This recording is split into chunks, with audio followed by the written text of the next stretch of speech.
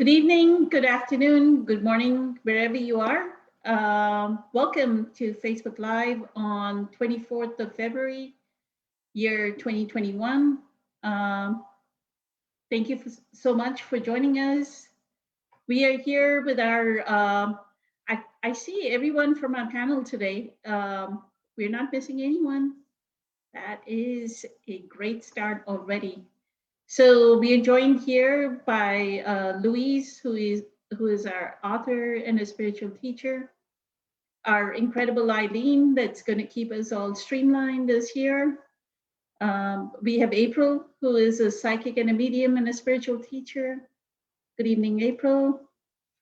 We also have Travis, who is a musician, a spiritual teacher, and he runs group meditation, has been running group meditation for us since last year, very successfully. So welcome, Travis. Welcome back, Travis, since we missed you last week. And then we have Kelly, our one and only Qigong teacher here on the panel. Good evening, Kelly. Welcome.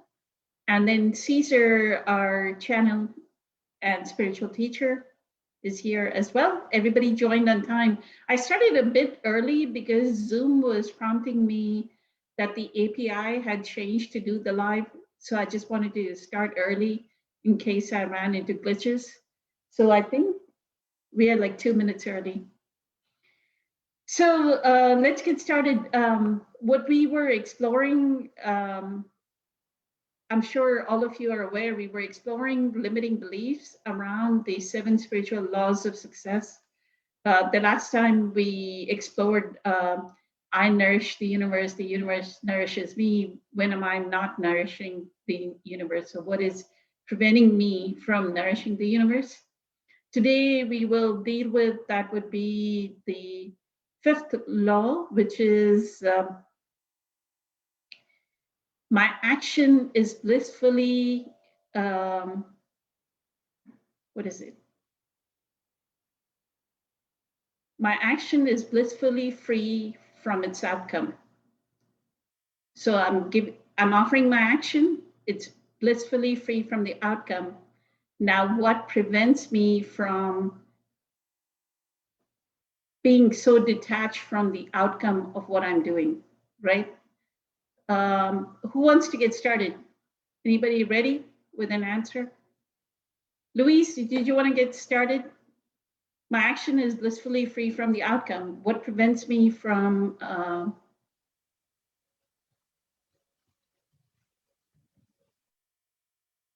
performing my action? So what prevents me? I'm sorry, what prevents me from what? Performing the action in a manner where it is blissfully free from the outcome. So I would think that a lot of times we have these expectations of when we're giving or serving in some way. And I think when we have that kind of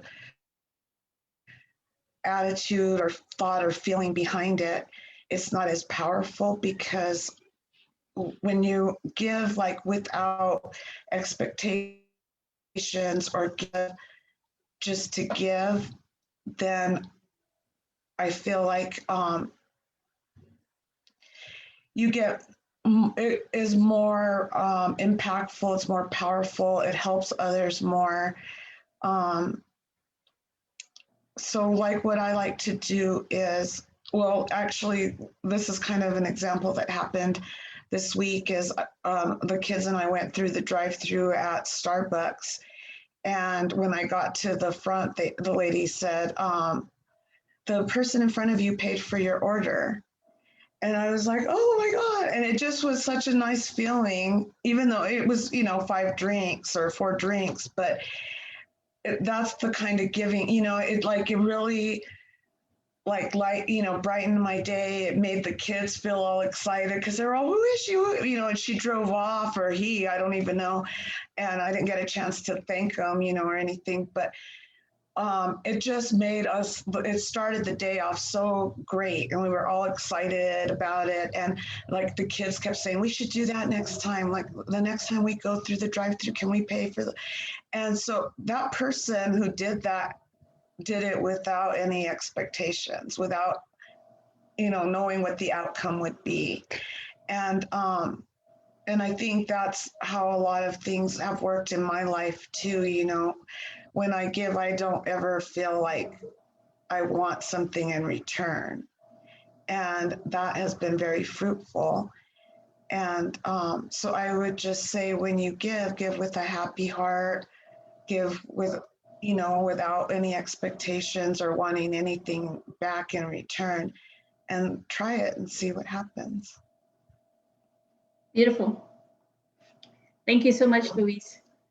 I think, isn't it something that sometimes we do, like when we are unconscious, we'll do this with our partners that, oh, if I cook a meal, he should do so and so, or she should do so and so.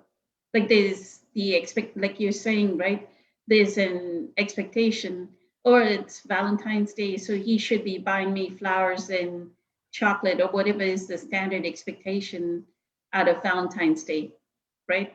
And the moment you don't buy the flowers and chocolate, I remember when I was working, there were these women in their 20s that would get disappointed if their boyfriend did not send them flowers, right, for Valentine's Day.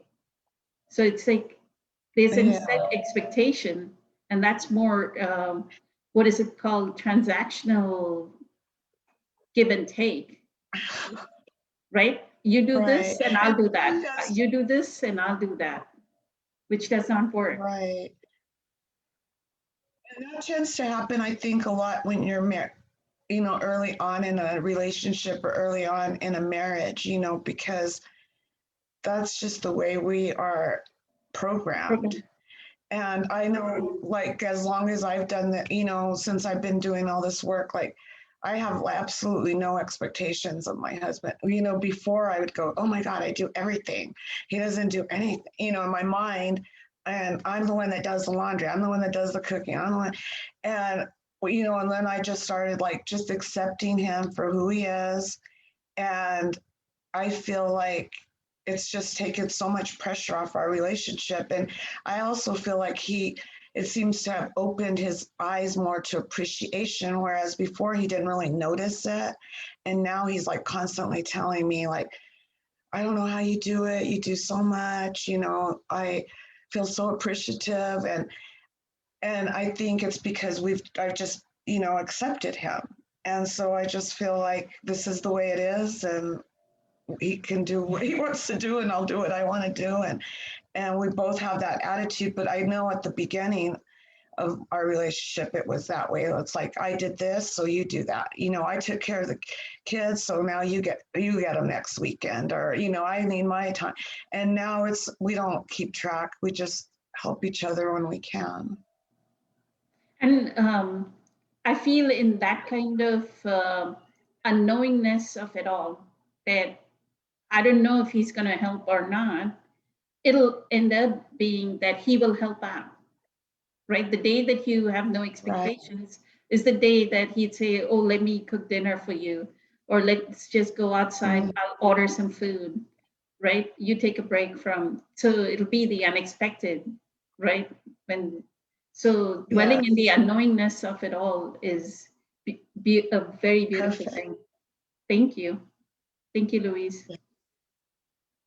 Travis, did you want to talk about what prevents me from letting go of the outcome? Would you mind just repeating the first part of it before the? My action, which we are performing action all the time, right? My action is blissfully free from its outcome. Right. Okay. Yeah. So, thank you. Well, yeah, thank you. So there's a couple of things. I mean, one is that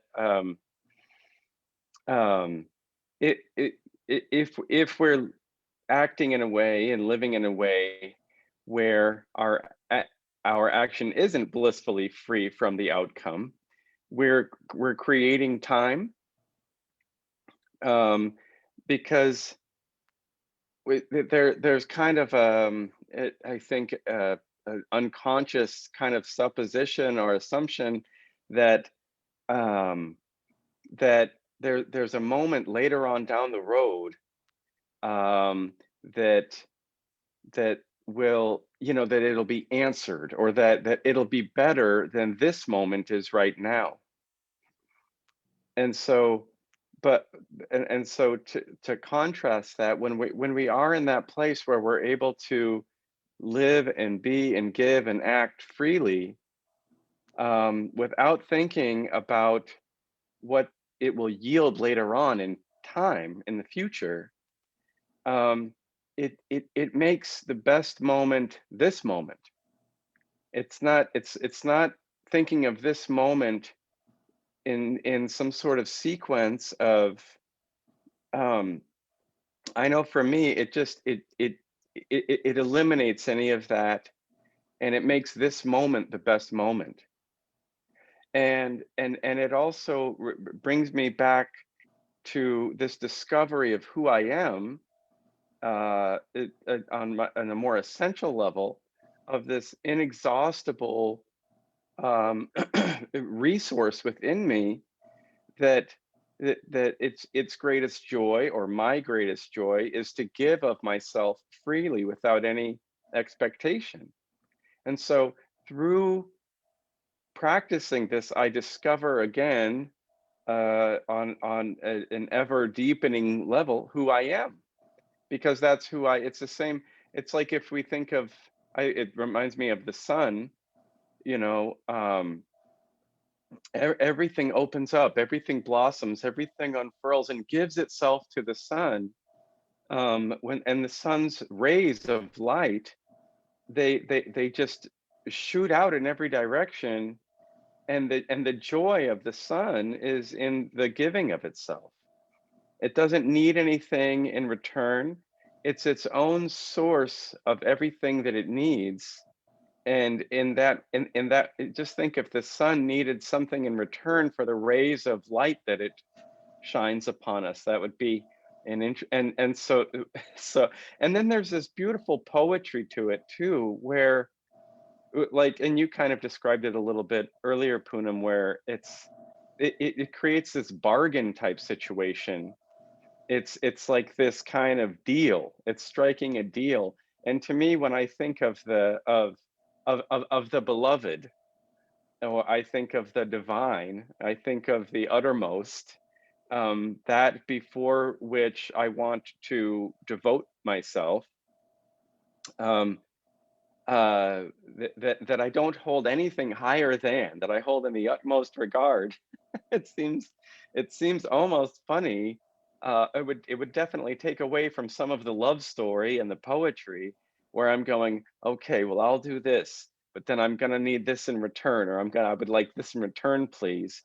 And I'm not able to just give freely of myself to the divine. And it's a funny thing, because I've, um, caught myself doing that more than I would care to admit, with people that I love and care for so deeply, and with life itself. And it's such a funny thing to catch oneself attempting to strike a deal with life. It's indicative of a misapprehension of who we are, um, and of our most essential nature, which is not different from the nature of life. And so it's a wonderful discovery when we can find ourselves in that place, when we realize, once again, that we have always more to give, and that we don't lose anything of ourselves in giving in that way. We only discover more of ourselves. We only discover more of what's already there. Um, and it makes life more of a joy for everyone around us. And so, It's to me, it's such a beautiful truth to discover and a beautiful thing to play with. I know for me, I feel like I've been learning, for the past 25 years or so, I read spiritual books and I hear words like renunciation and things like that, or sacrifice. And something clicked in me where I go, I've been reading this word for over 20 years and somehow something just clicked where because it's not a negative thing of I'm renouncing this, I'm putting it aside, I'm putting it's an offering up. It's making everything that we do into a gift to life, to the divine, because that's who is alive at the heart of every expression of life. Every being is that same life. So when we give to another, we're giving to life, and in a way, even things that don't even seem necessarily like a gift, we can make everything we do into an offering up. Um, and the joy is in that offering up, and the discovery is in that offering up. Um, and so how do I stop myself from doing that? Um, it by being unconscious, by by misunderstanding who I am, by not realizing or discovering in that moment the nature of who I am, which is not different from the nature of life. It's the same nature that is at the heart of all expressions of life. And so, um, and fortunately, when we practice this with other humans, and with life, they'll happily remind us that well, maybe not always so happily, but they'll remind us that it's making it a little bit less fun. It's making it a little bit less poetic, and help raise our level of consciousness, help bring our attention back to being able to see that we always have more to give. So yeah, so that's what I have to say to that. Thank you. Hmm. I think this panel is very aware of the selfless giving because for years and years, I know Eileen started 2 years, almost 2 years. In May, I think it's going to be 2 years that we've been doing this Facebook Live. And Louise has joined us like within a few weeks of us starting. So it's been 2 years of selflessly giving. So this panel is pretty aware, and there are quite a few, the core group of meditators that you also see, Travis and I know Eileen and Louise have experienced them. They rise up during the group meditation. They rise up and support each other. So selflessly giving is very uh, core to our nature. Uh, it seems like.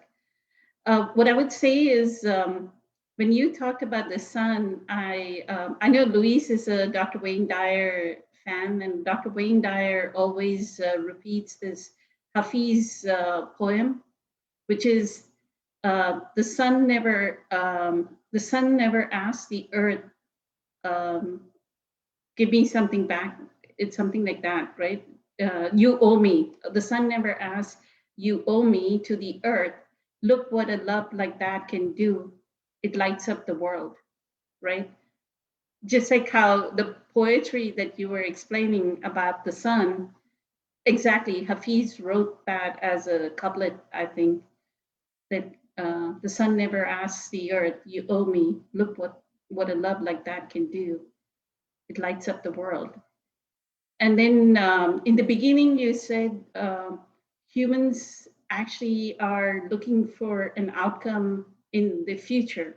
And what Eckhart would say is when we do that, right? When we say, oh, I think I'm going to give my husband a box of chocolates, or I'm going to buy him a shirt because I know he's going to take me out to the movies. The transactional, if you think of that way, right? That is actually a projection, the future outcome, right?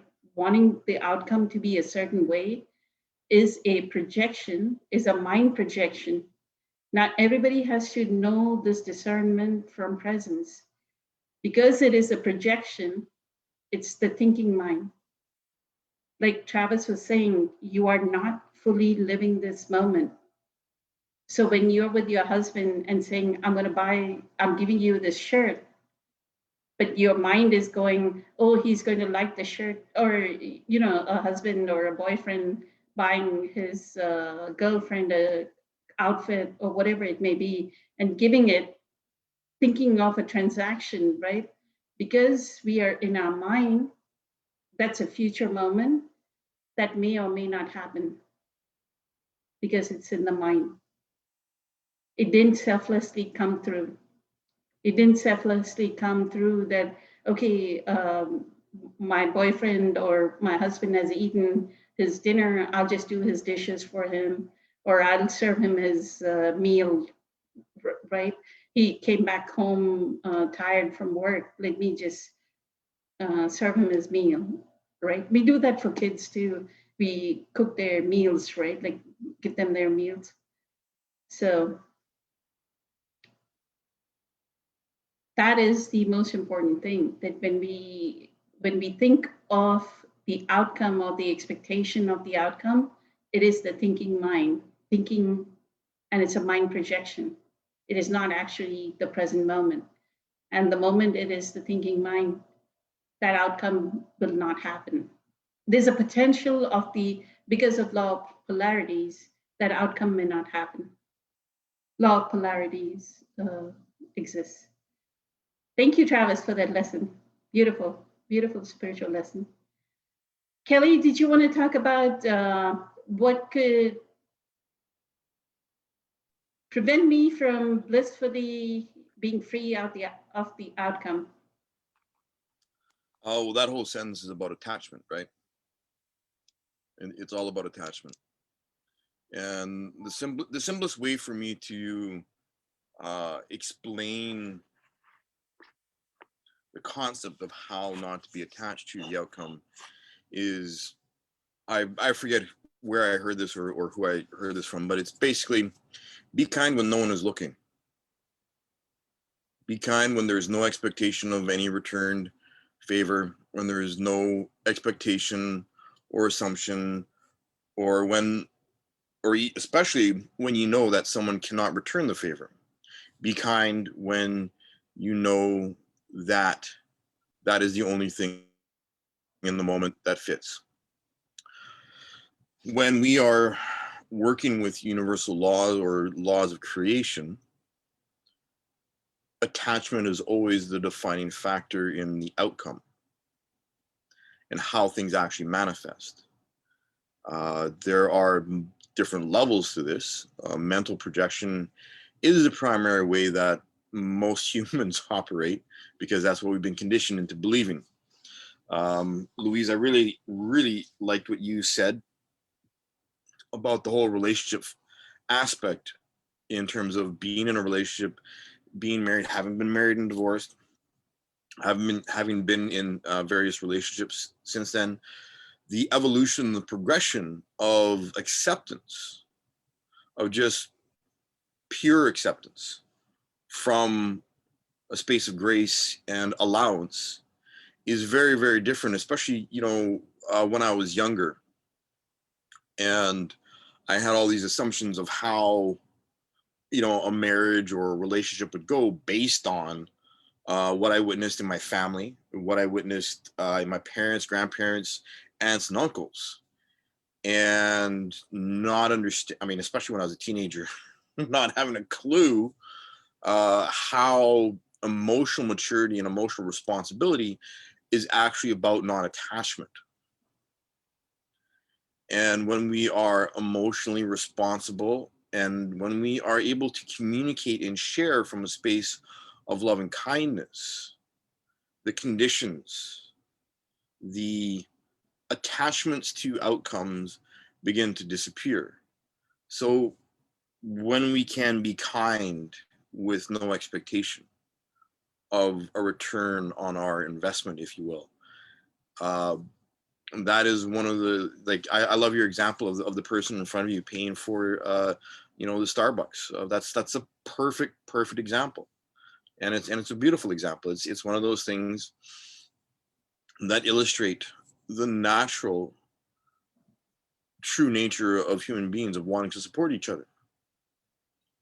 And when we are attached to an outcome, we will project, as Punam mentioned, we will project, and we will we will stop ourselves from being able to be aligned with the eternal. You know, Travis, as you brought that up, we keep ourselves from stepping into that space of being able to create from allowance and alignment and loving kindness. And there is a poetry, there is a space of grace with that space of allowing things to just unfold.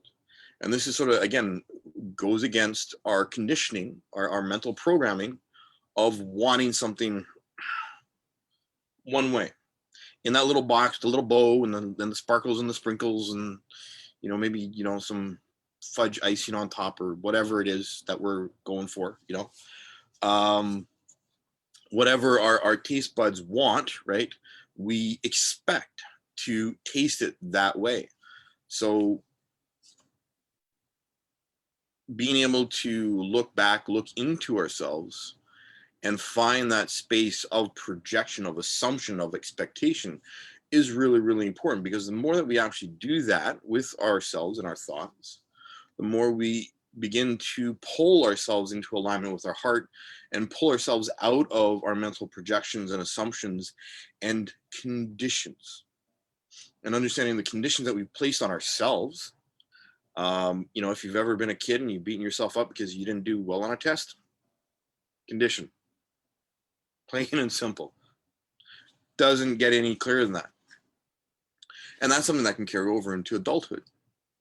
But understanding that simple, an example of, you know, beating yourself up over something because it did not happen the way you expected it to, or assumed it would, or wanted it to, is a really important learning experience. And those are some of the best kinds, because they allow us to feel those moments when our mind starts, you know, hammering out the door going, this didn't work out the way we wanted it to.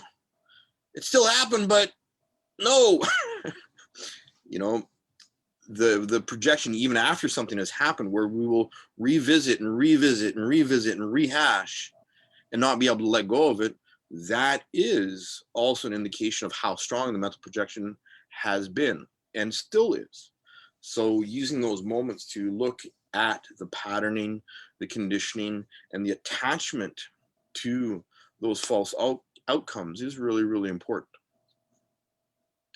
And if we don't do that, then we keep ourselves from being able to create from loving kindness, being able to create from alignment, and we stop ourselves from being in alignment with cosmic law. Thank you, Kelly. Beautiful. I remember I used to travel, I think maybe 2004, 2005, 2006, travel for work all the time. And this is like going to Modesto, California, or I may go to New York, Brooklyn, Kent Avenue, Grand Rapids, Michigan, anywhere, right, throughout the year. And so there is an unknowingness about the weather, right? You don't know when you already have booked your travel because it's business. You don't know whether you are going to get there to the airport, and is the flight going to take off. There is a lot of unknowns, right? And what I feel is the best travelers just travel, a knowingness of it all. I may go there, my flight may get canceled, I may have to wait at the airport.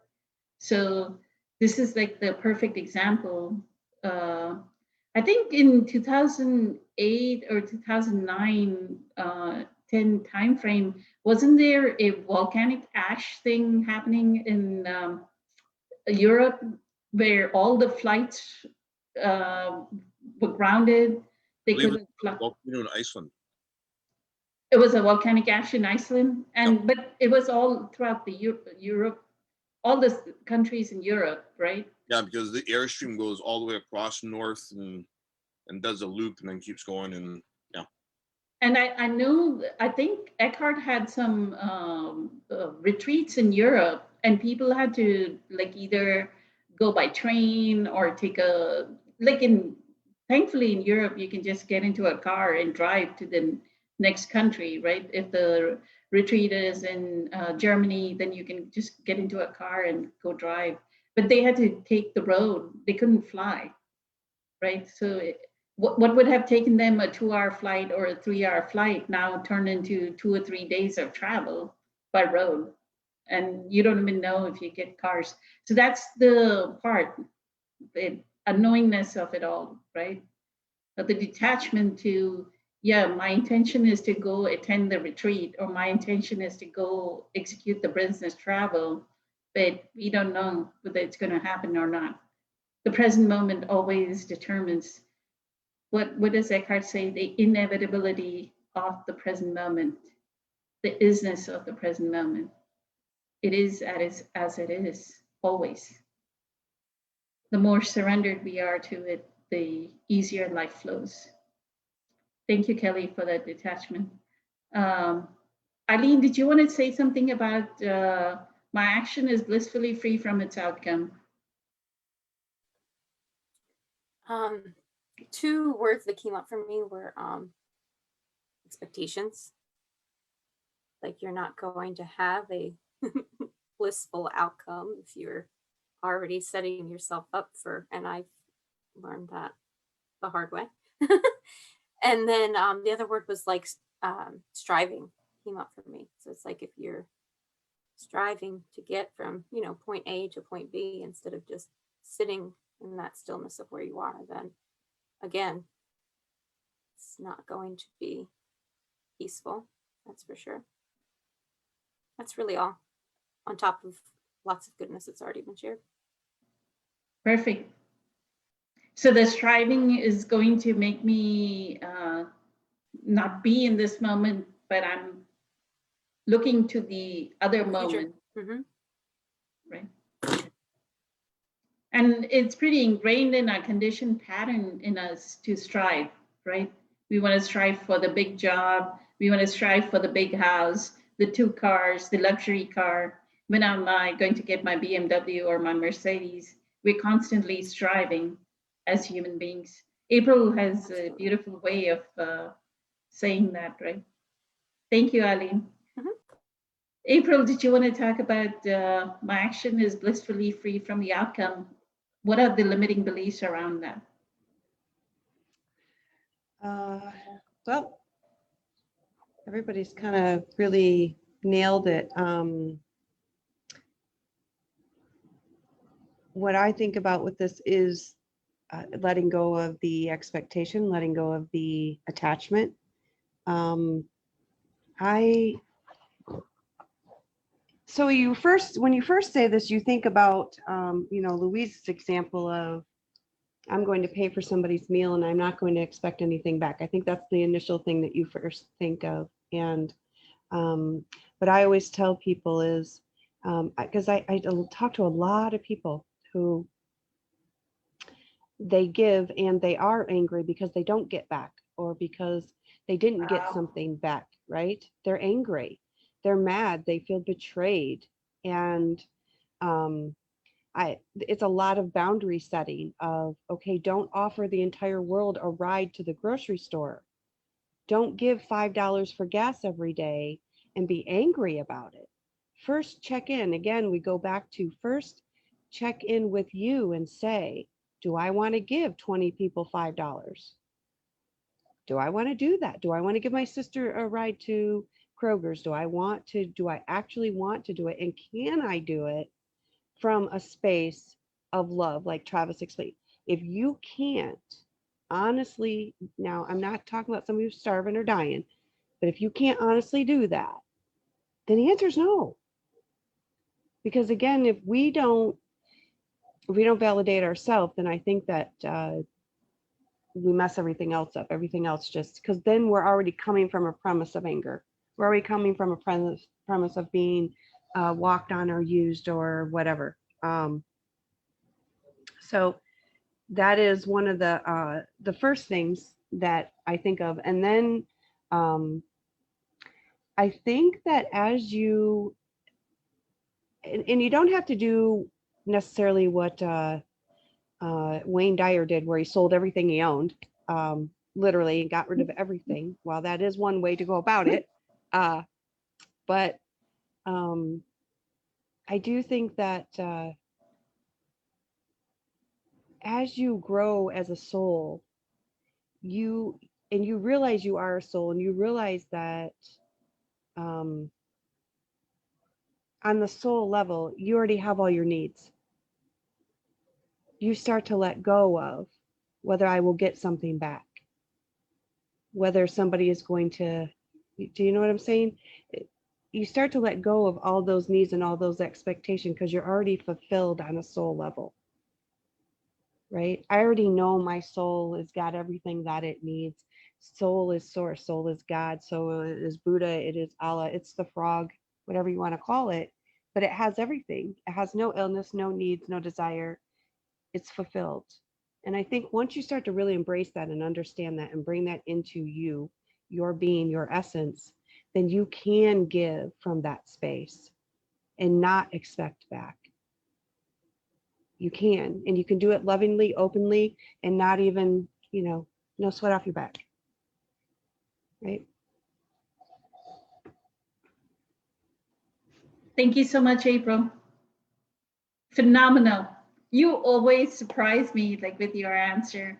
That would be like the most beautiful example of how a person can hold a limiting belief and think that, so the limiting belief is, if I do this act of kindness, kindness should come back to me, is a limiting belief, right? What April pointed out is a beautiful, beautiful example of somebody doing the transactional, but they're thinking they're being nobler, the holier than thou, right? I'm going to be holy. I'm going to give this $5 gas, or I'm going to take my sister to Kroger, right? Just because I took my sister to Kroger, now my sister needs to do, or somebody needs to do something back for me, right? And that, what happens with that limiting belief when we say, so because again, if everybody can understand this, anything coming out of the thinking mind is ruled by the law of polarity. The moment you thought the thought, that other person should give me kindness, right? And people are not to be trusted because people don't give. I keep giving, but people are not giving back to me. I keep giving, people are not giving back to me. I keep giving, people are not giving back to me. Where are we focusing? People are not giving back to me, right? What are we focusing on? We are focusing on the thought, people are not giving, we're believing the thought, people are not giving back to me, and law of attraction, or all we've been talking, everything is cooperation and collaboration, right? Everything is interconnected. The more we focus on people are not giving back to me, we will not get anything. So it works against the law of abundance. We are coming from poverty consciousness. We discussed this last week or the week before, right? That is poverty consciousness. The moment we say people are not giving back to me, we've engaged into poverty consciousness, and people will not give back. So that's why that's phenomenal, April. That pointer, if people can understand that as a vibrational frequency, they are holding that resentment, right? They're holding that irritation, and how does it feel when we have that limiting belief? People are not giving back to me. There's a sense of resentment, right? Vibrationally, I mean, we are not saying it with words, but vibrationally, we are holding that resentment, and that will cause the law of polarity. People will not give back to us. So that's why the alignment with inner beingness is needed, what you call being aligned with source, connected to source. I have infinite abundance. I can give and give and give. In that alignment with inner beingness, all I can do is give and nothing to be attached to, right? That's what you're saying. So source will take care of it. Thank you, April. Caesar, you're the last person on the list to speak about this, unless somebody has spoken and on the online thing. We'd go back to Eileen for that.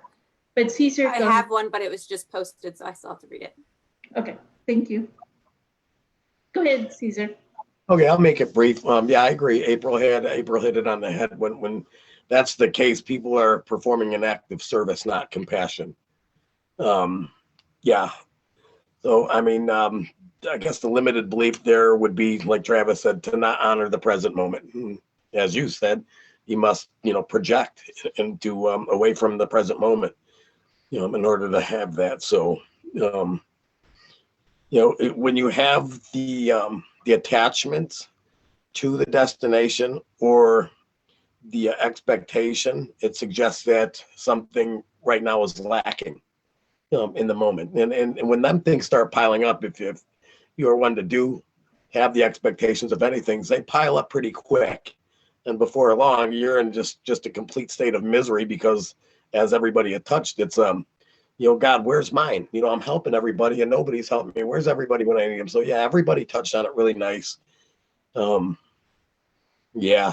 So I don't have too much more after that. Just I always try to like Bashar says, something to the effect of act on your highest excitement to the best of your ability with zero instance on the expectation of the outcome, and trust that your higher mind will manifest what you truly need. And then whatever does manifest, know that that is what serves you best when you do not have them expectations of the outcome. So that's my 2 cents.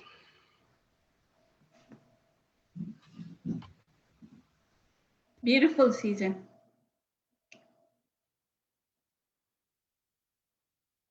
I like the word lack that you used. So back to the time April and Caesar's statements. I'll go back to what Kelly always focuses on in every one of our Facebook Q&As is inhabit your body and know your emotional, how do your emotions feel, right? So when Caesar says lack, right? Or April says, I have this feeling of people need to be kind to me. People need to be kind to me. I'm always kind, so people need to be kind to me back. When we are feeling that lack, there's a sense of discontent, right?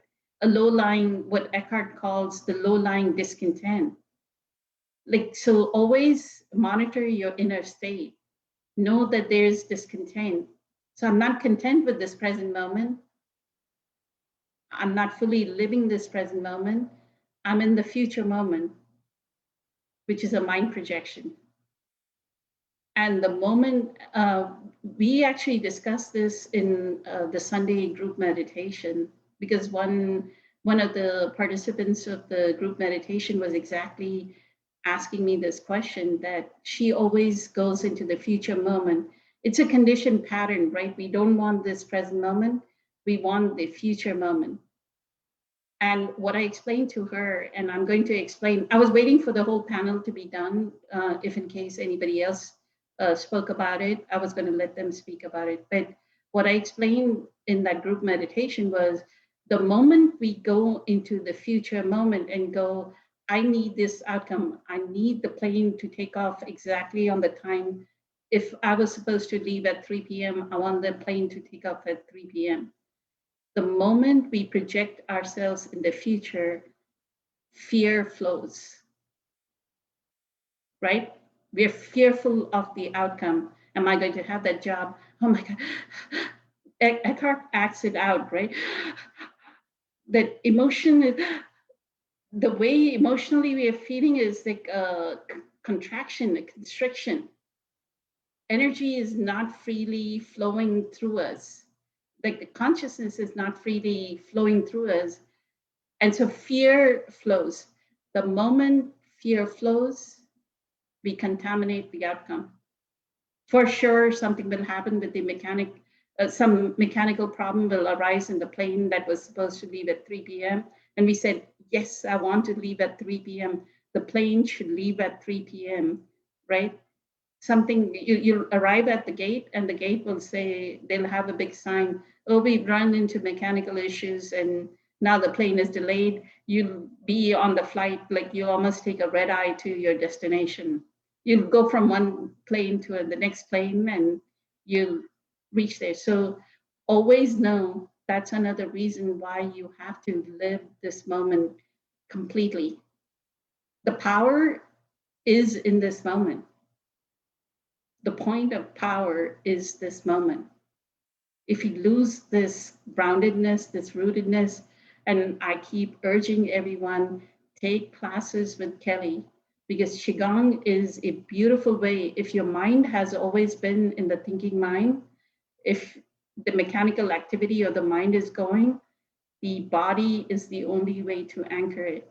The inner body, breath work, and inner body. And I know when we get to Kelly can talk about it. But I think Nancy asked a question. Let me see. It's a long question, so. Yeah, it's not so much a question as she's giving a situation, I think, that aligns, but she could use some feedback. Thank you, Eileen. You want to read it, Eileen? Then it gets captured on the. Sure. Thank you. So it says, okay, this is where I'm at. I have a major job interview on Friday, big government job. I am older because of being unconscious and confused most of my adult life. I have no friends. I have hurt so many people and even lost 4-legged children. I want to break the pattern which I was brainwashed into.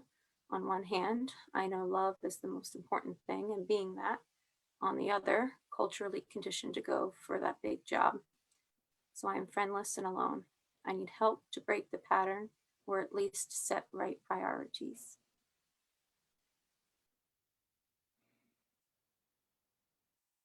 April, you ready to respond to Nancy? I had a feeling you were going to call me first. Psychic, Yeah, telepathy. that's because we're all connected, right? Yes. So one of the things that has been I have a group on Facebook, and I originally named it Theme for the Day because there always seemed to be a theme for the day. And the theme for this week has been that we spend most of our time, and this partially applies to this situation, we spend most of our time in the past in regret, or in the future in fear, and we miss out on the current moment. We waste 90% of our life missing the current moment because we're either in the past in regret or we're in the fear, which is the future. So when I'm looking at this situation, there's a couple key words in here. There's obviously some regret. So, and I'm sure that the rest of the panel is going to expand on this. My first thing would be the way that I explain this to people is whoever you were this morning is not who you are right now. You are not the same person you were this morning because you simply don't have the same information. You don't have the same knowledge. You don't have the same experiences. So whatever it is that you did yesterday, when you were 12, when you were 18, 21 at the bar, you're not the same person. You do not have the same knowledge. Okay, that person, maybe they weren't well. Maybe they weren't whole. Maybe they were sad. Maybe they were angry. They had different abilities, different knowledge, and it's like if I said to you, you know, that person over there they're not really well, and they're kind of sick, they're kind of broken, but I think you should go over and beat them up. Just go do it. Go beat them up. And people, they look at me all the time. And I said, well, what's the difference? You're doing the same thing to yourself. That is you. You're broken. You were broken. You were not well. You were not whole. You didn't have the same knowledge that you have today. You didn't even know about the soul back then. But I think you should go beat them up. Makes perfect sense, right? You have to develop a level of forgiveness for yourself, simply because you just didn't know what you know now. But we are constantly judging ourselves off of what we know now for back then. It's not fair to do that to yourself. We judge ourselves based off of what we know today, even though we didn't have that knowledge. So that would be the first thing I would look at, is finding a way to create that self-forgiveness. The other thing is, where's the word at in here? Break the patterns, or at least set the right priorities. That's an interesting statement, because now that you are awake to this soul field, this consciousness, this oneness, your priorities are going to be quite different. So this big government job and soul consciousness priorities, as in corporate America, right, where they're not going to fit. But we can still have our big jobs to a certain extent and mold them, such as you did, Punam, when you made it to where you could work from home and not have to drive so much. And so I think that it's workable. I think that we can blend the two fields to a certain extent. There comes a point where sometimes we do have to step out. But I think for me, for what I want to really put out there to you, Nancy, is you have to create a level of forgiveness. Not only that, but you have to remember that all those souls that were on this journey with you that we so-called hurt, they're on this journey with you for a reason. And they will heal too, because of what you did or what you didn't do. So there's a level of forgiveness there on a soul level too, because, it's like people will say to me, and even I thought, oh, what I've done to my children, or my kids should have had this in their life. And I said, well, wait a minute. They chose you as a mom. They chose you. They knew what was going to happen. So these people are in this soul journey with you. And if you can forgive yourself, that is energetically, that will perpetuate, that'll go back to them. So there's actually a lot to consider here, but that's as much I'm going to put in on it, because I know everybody else will add in all the other parts. Thank you so much, April. I can just quote Maya Angelou, which where she says, "When you know better, you do better." Right now we know better, so we're doing better. So, and it's constant evolution. That's the evolutionary impulse of the universe. So, thank you for that pointer.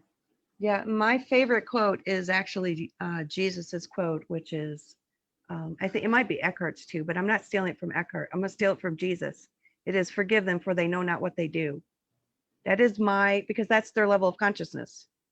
Yes. It's my favorite quote. Thank you. Including ourselves, forgive ourselves, Yes. with being unconscious as well. Leave alone all the others out there, right? So, Louise, did you want to talk about, give some advice to Nancy on her job? And I'm going to read it a little bit myself too. Did you want to? Yeah,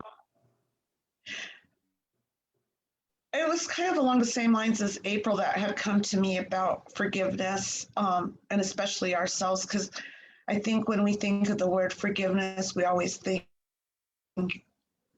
to forgive someone else, and we leave ourselves out of the equation a lot. And so, when I think of something maybe in the past that I've done that I'm not happy with, or whatever, I do remind myself that I was only acting with the knowledge or the consciousness that I had at that given time. So I think when you do visualize that or feel that, it's a lot easier to forgive yourself and others. And I also think that change is, change is inevitable. It's all, things are changing, we're changing, things are always changing. And so that's another place to give yourself a break. And when things come up like this job that maybe on the,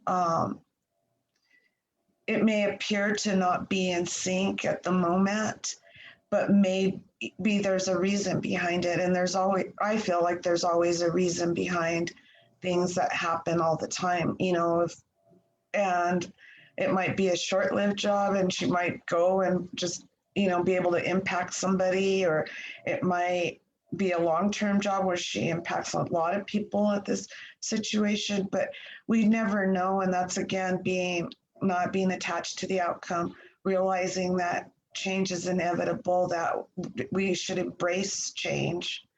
And the more that we embrace it, the easier it is.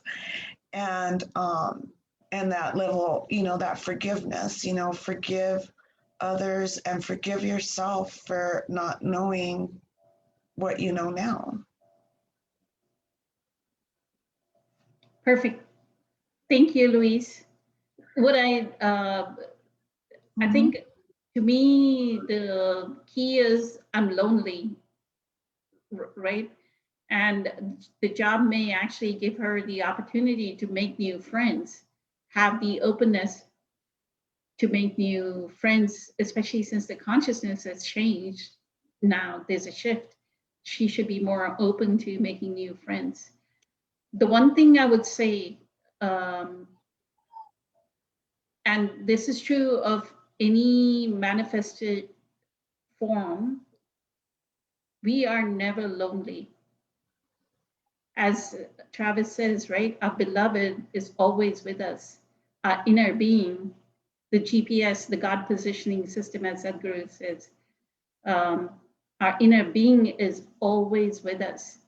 It is always guiding us. It is always showing us, hey, you're misaligned from source.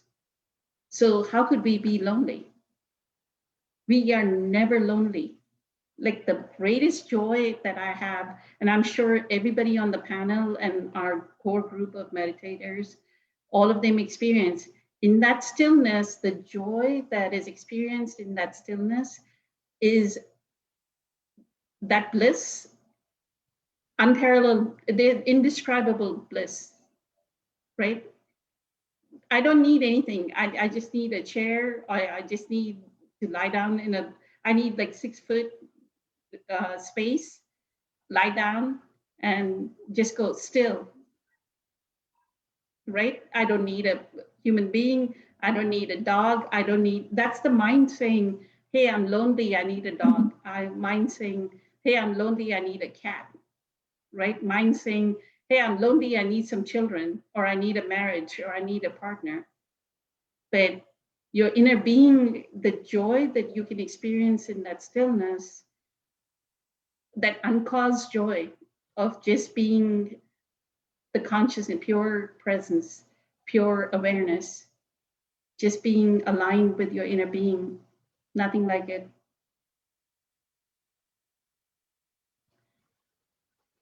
I think I totally agree. And I also feel, go ahead, Louise. I was going to say that about your word. I always say that to the kids, like, watch your words, because that's what it becomes.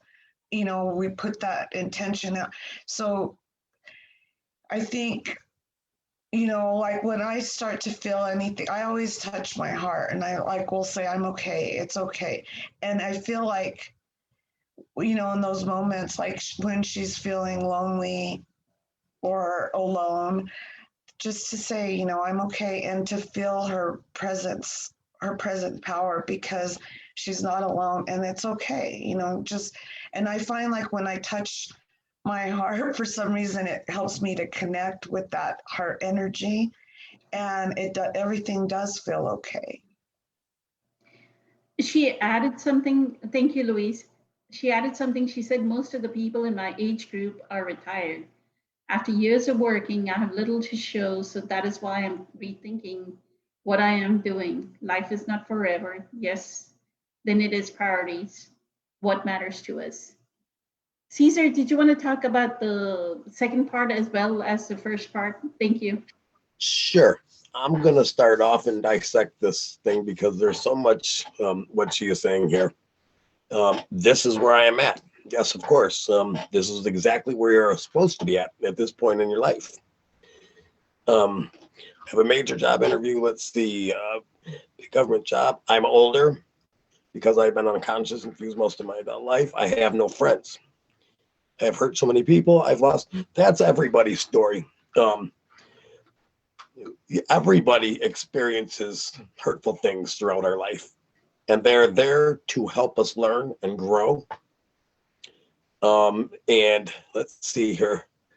On one hand, I know love is the most important thing, and being that, and it starts with you loving yourself. One of the best ways to get past all this is to clean up what you're saying, because you're giving it your attention, you're keeping it alive. Not saying this in a cruel way, but when you are constantly in that mindset, that conditioning, you are creating and strengthening the victim in you. And as April was saying, it is important to forgive yourself, to release that and no longer be the victim. You can also tell yourself that everything is always working out for you. It has, or we wouldn't be here. In some way or another, everything. And it's important to tell yourself that everything is always working out for me. And to get, and then going back to the last topic about, the expectations. Don't go into this interview with any expectations. Go in there, be present, say what you got to say. Be present when you do that, and then relinquish it. But if you can create that feeling as if you have that job, and I'm saying kind of be cocky in a sense of, in relations to confidence, your chances are going to greatly increase of manifesting what you want. Second part, yeah, break the patterns for sure. All right, let's see. Most of the people in my age group are retired. The collective stereotyping. Let's see. That is why I'm rethinking what I'm doing. Life is not forever. Yes. And then the priorities, what matters to us. Presence. I don't know, Nancy. I think you and I had a conversation this morning on the in the group, on the group page, I believe, and we were talking about you are the best version you are right now at this moment, as you've ever been and ever will be. So carry that with you. Know that, you are not your past. Let the past go. You keep the past alive by talking about it, by giving it your energy. And until you can let that go, and like April touched, forgiveness, surrender to the isness of it. It's just important. I don't know if you've read, any of Tolle's books, especially The Power of Now. Highly suggest, and if you have, read it again. But I think you're going to get this job, very much so. And I'll leave you with that. Thank you, Caesar. I think Eileen should talk about the universe working in her favor in a few minutes. We just had this conversation right before y'all joined us, because Eileen joins like 20 minutes early. So Eileen and us, we exchange what happened last week. Something happened during our group meditation, and everybody rose to Eileen's support. And she has a really amazing outcome to the whole thing. The one thing I would say from what Caesar is saying, the universe, if you go in with the trust that in your connection to source, that the universe is always working in your favor, then you may get the job. And I say may because law of polarity, with every action, law of polarity rules. So the outcome is you get the job or not get the job. Both exist. So now how do you rise to that vibrational frequency of getting the job? is in that statement, in that belief that the universe is always working in our favor. Now, the moment you introduce, oh, I'm lonely,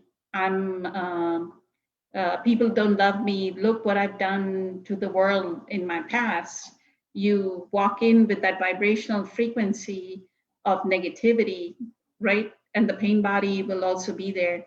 Even though you are the best candidate, the guys that are interviewing you will kind of say, I don't know what's wrong with this person, but I don't want to hire them, right? So do your meditation early that morning, wake up a little bit early, do your meditation, go with the clear mind. I don't care whether I have this job or I don't have this job. I'm going to do my best. The universe is always working in my favor. Beautiful, Caesar. Thank you. Eileen, your turn. You take over. Why is the universe working in your favor, Eileen? Probably not the way that anybody at the meditation expected. That's for sure, because I certainly didn't expect it. At meditation, one of the things that came up was that I was being put in a position at work where I was needing to go back to in-person instruction full time, and I don't have childcare because I've been teaching remotely for over like a year now.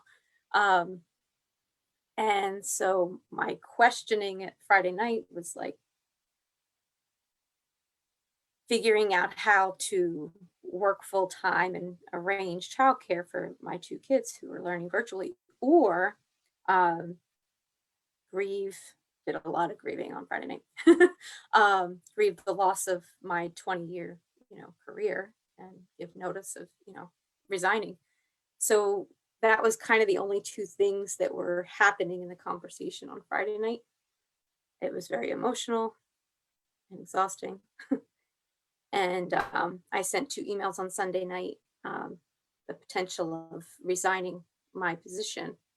And our human resources department came back with they could either arrange full-time instruction for both of my children so that they too would be in school like me, or they could arrange full-time instruction for the one that goes where I work. And the other one could stay with me. So even though he's in a totally different grade level, he could do his virtual instruction from my classroom, even though he doesn't go to my school. So I didn't see that coming. Definitely didn't see that coming. But I'm grateful. Definitely. And our advice during the group meditation was that go ahead and resign. You'll find another job. I mean, you never know. Exactly what Eileen was saying, that the job is there is one polarity. The job may not be there is the second polarity. We don't know what the present moment is going to offer us, but in that surrender of saying, okay, I will resign for right now because my kids, my biological kids need more than my other kids need me more. So you resign from the job, but look what the universe did. In that surrender, the solution already presented in the form of her cooperative components ended up being her HR and her whoever she reports to, right? So the universe is always offering solutions. We just need to surrender. So and now we're all together in the same building. Beautiful. That's what you need, right? Trusting the universe. Yes, we're all interconnected. Kelly, did you want to talk about anything that you have to offer? There was some more questions. Is that it? There is one that just came through. Okay. So do you want to offer anything to Nancy, Travis? I'm sorry, Kelly. Travis has walked away. Sure. Well, I really appreciate what everyone else has said on the subject of Nancy's question. I mean, at a soul level, everyone is where they have chosen to be. And I really appreciated what April had to say in terms of Nancy's perception about all the people that she had hurt, because those people chose to be in Nancy's life. They chose to participate in co-creating whatever situations happen to have happened in the past. And Nancy needs to understand that everyone chooses to be in her life or not in her life. Everyone has chosen to be in her life or not in her life, even her four-legged, you know, pets, animals. Animals especially are, you know, we as humans have a tendency to classify them as and project our human belief system on animals when animals are generally not constrained by the egoic patterns that we as humans have to deal with, and are generally far more connected to the elemental realm and the realm of loving kindness. And they reflect the patterns back at us. Having been through a few job changes in my life, and having also, as I've done my work, found that people have left my life, and I have a very, very, very, very small group of friends now. You know, I do not consider myself lonely at all. And Poonam, I really appreciate what you said about how, and you know, Travis and Poonam, you both pointed at how the eternal self, our divine self, our divine aspect, our inner self is always with us. We are never alone. And it is always the ego mind that wants to base our reality on what other people have, and to keep us from going inside and seeing our own soul path and seeing our own strength. And often when we are comparing ourselves, and this is a mental projection thing, when we are comparing ourselves with other people, one of the things that we often do is we compare how many friends we have to other, you know, groups of friends. And the ego likes to use this as a way to keep us from seeing how strong we have actually been for ourselves, and how strong a path we have actually created for ourselves, and how many challenges we have actually grown through. And oftentimes when we grow stronger, people who are not able to hold the same space as us are no longer able to be in the same space as us. This is just straight up quantum physics. Straight up physics, people. You know, we can get into the metaphysics and the spiritual aspects, but this is just, you know, put on what you were saying about polarities and resonance. I mean, Tesla has it so right. Wish that man was still alive or had lasted a little bit longer, because what he, you know, what we are learning about the world now, or what science is finally cluing into in terms of frequency and vibration, has been there all along. It's just like science hasn't discovered it. People haven't discovered it. It's just the laws of the universe. They've been there all along. So whether or not you know, Nancy, and I'm speaking directly to Nancy here, Nancy, whether or not you want to continue to be attached to the belief that you have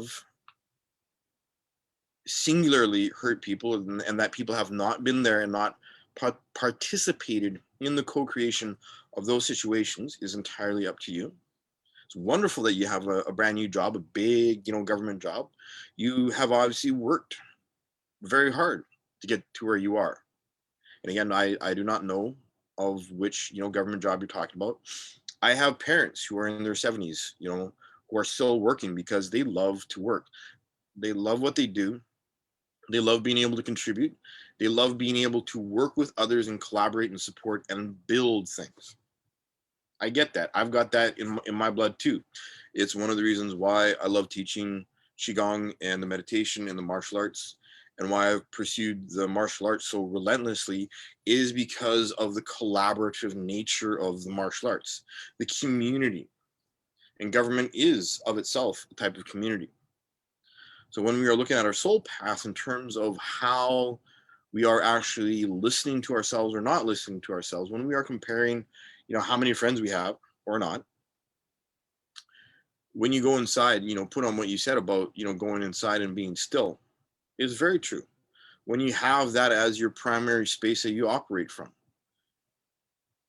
needing friends is sort of a secondary thing.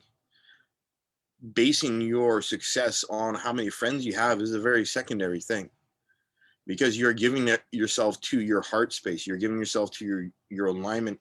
You're giving yourself to your soul path. And that is a very different thing than the majority of the general population will ever be able to understand, simply because it takes the ability to articulate exactly what you are articulating and are aware of. And the fact that you are saying what you are saying and asking what you are asking, or verbalizing what you are asking, means that you are aware of the pattern of attachment to basing your worth on number of friends or your government job, or supposedly not having much to show for what you have accomplished.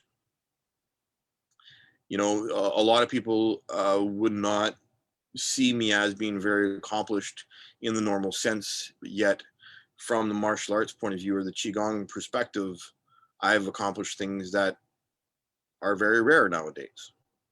And for me, that has been a personal sense of satisfaction, because it has given me my own personal toolbox for being able to go inside and to be connected to my heart and to be aligned and to walk my path and to be aware of the aspects of my soul contract with myself that I am working on, which to me is far more satisfying and far more worthwhile than any amount of money I could ever make.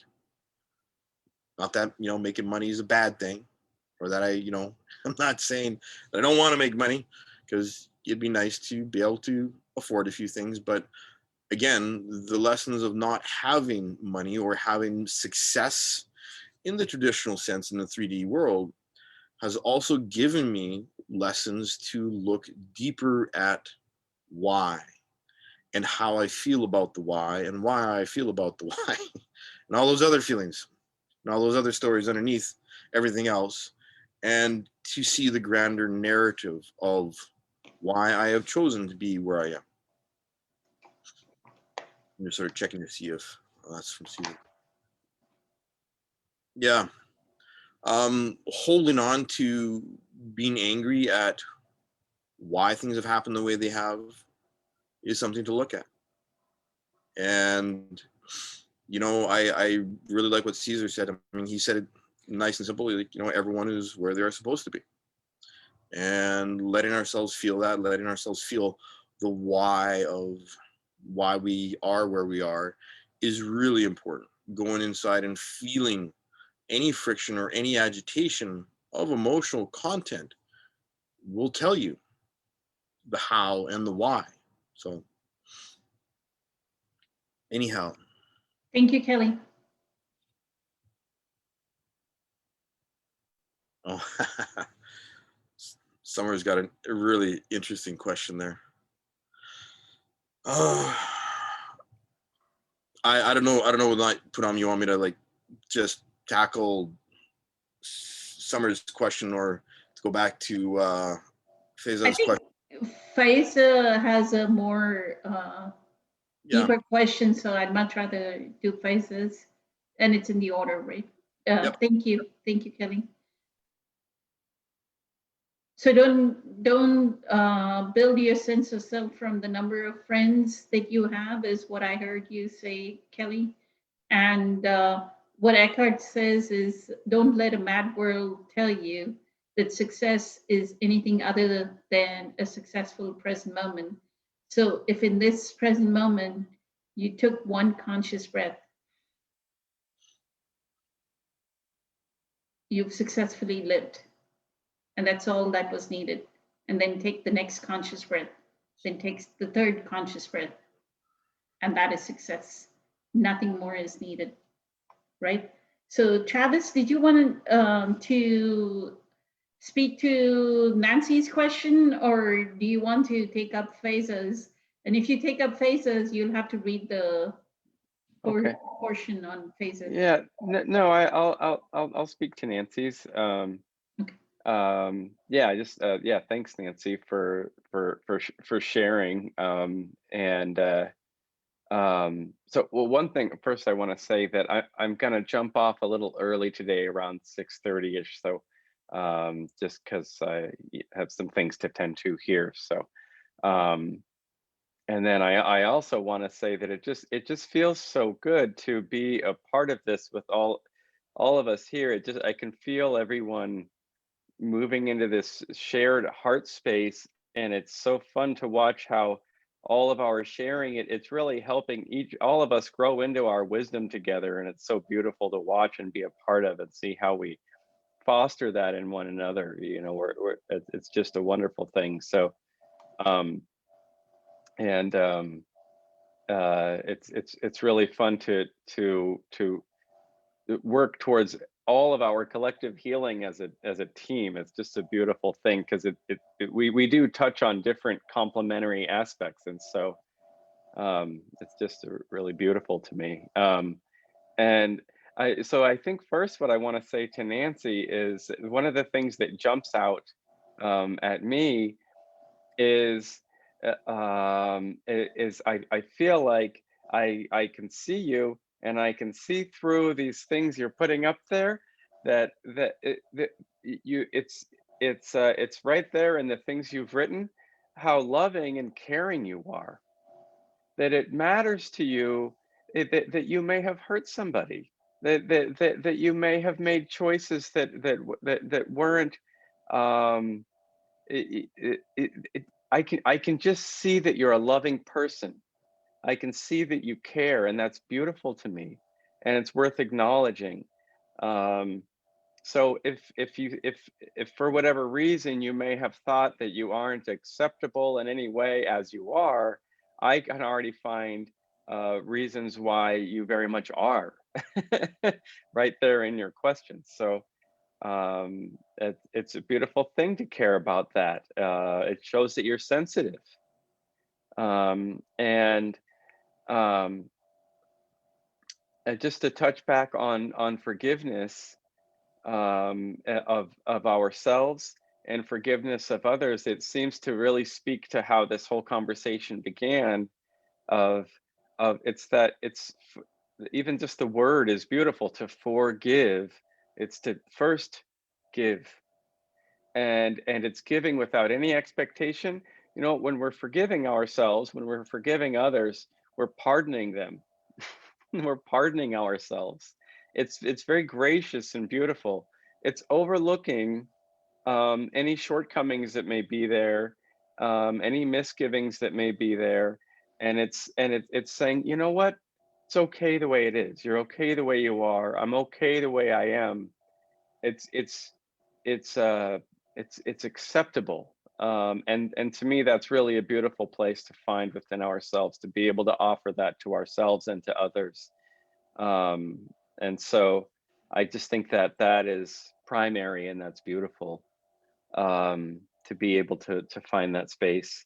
um in regards to the job, a big thing for me, that I want to add and complement to everything that everyone else shared, is if we can move deeper into our bodies, if we can just find some space between thoughts and take a breath, and listen to something inside of ourselves, there's there's this tremendous capacity for intuitive wisdom inside of all of us, um, that I think really can surpass any kind of reasoning that we can access conceptually in our minds. You may or may not want this job. I don't know the details. It may or may not be what's best for you right now. But I think that when we search inside of ourselves, there's something in there that can help guide us the next step. You don't need to know every step down the road, but just the next step that you're going to take. So just to speak to accessing that intuitive wisdom and playing around with that and nurturing that inside of ourselves, to me, I find tremendously useful in making decisions and life decisions. to have that inner guide that I don't even understand it oftentimes. I make decisions and I don't know why I made them until later on it's made clear to me. And that can be really fun. So that's another piece there. Let's see.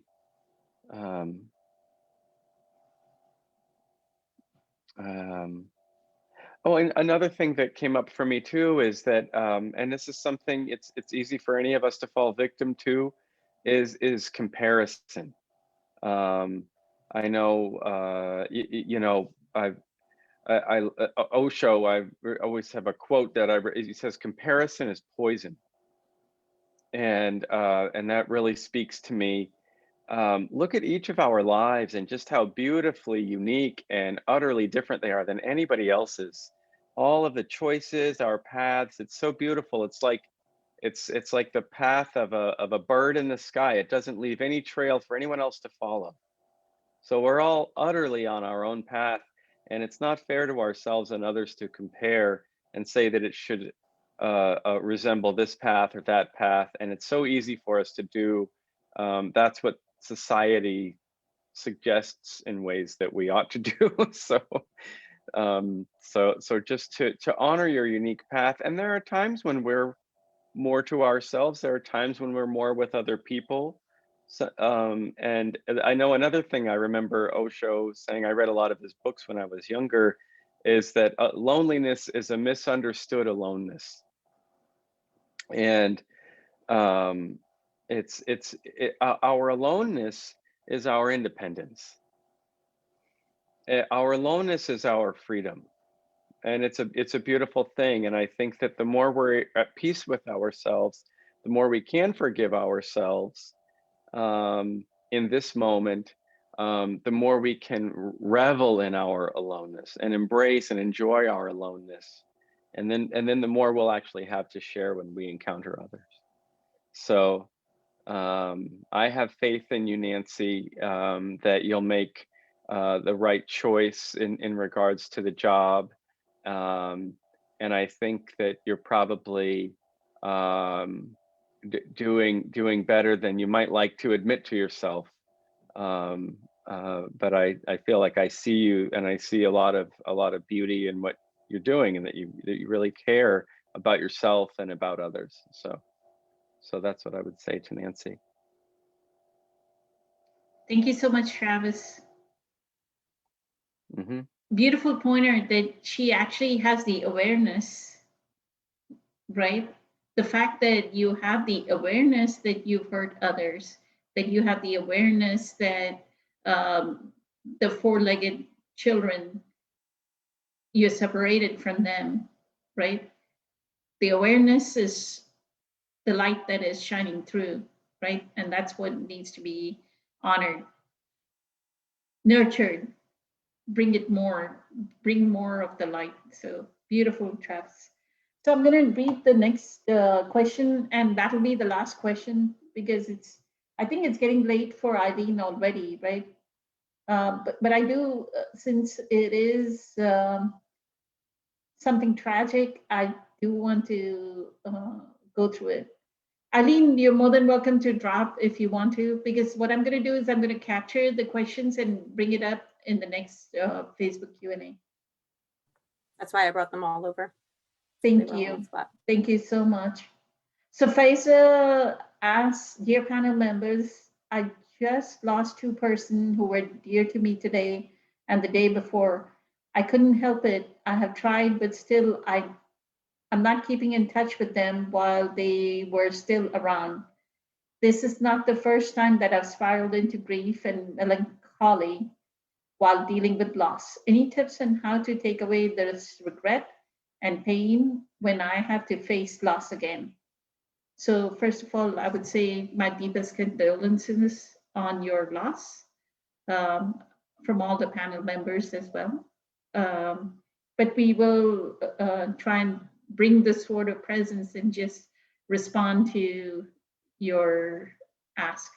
Eileen, you have experienced a loss a few years back.